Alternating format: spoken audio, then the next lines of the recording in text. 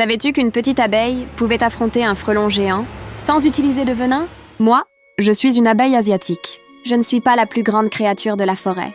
Je ne suis pas la plus forte. Mais avec mes sœurs, je fais partie d'un peuple organisé, courageux et essentiel à la nature. Notre vie commence dans la ruche. À l'intérieur, tout est en mouvement.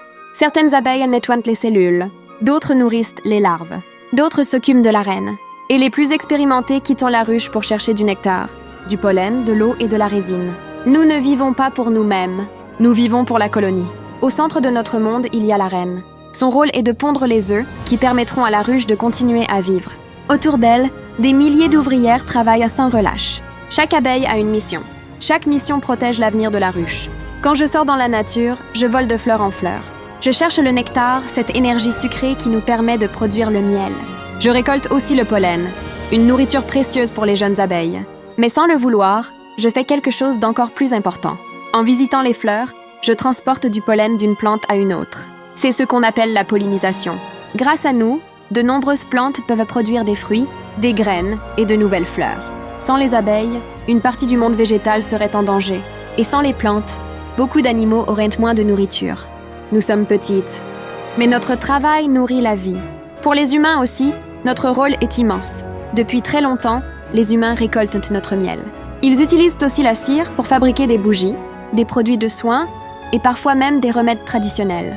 Mais notre plus grand cadeau n'est pas seulement le miel. Notre plus grand cadeau, c'est l'aide que nous apportons à l'agriculture.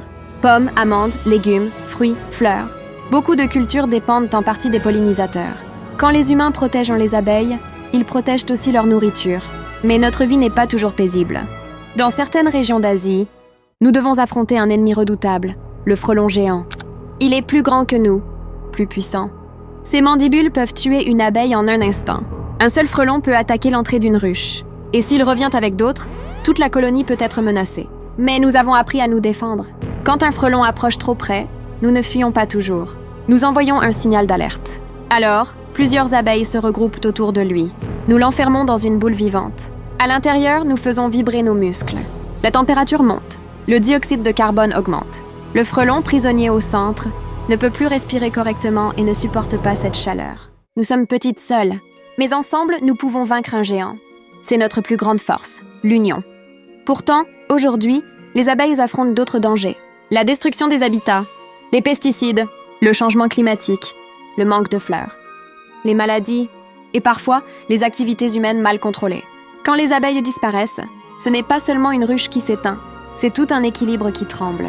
Alors si tu veux nous aider, plante des fleurs. Évite les produits toxiques dans les jardins. Protège les espaces naturels. Et surtout, regarde-nous autrement.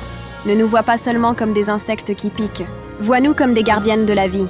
Nous sommes les abeilles asiatiques. Petites ouvrières du ciel, messagères des fleurs, défenseuses de la ruche. Et dans notre monde miniature, chaque battement d'aile peut aider la nature à continuer de respirer. Bienvenue dans Mini Empire.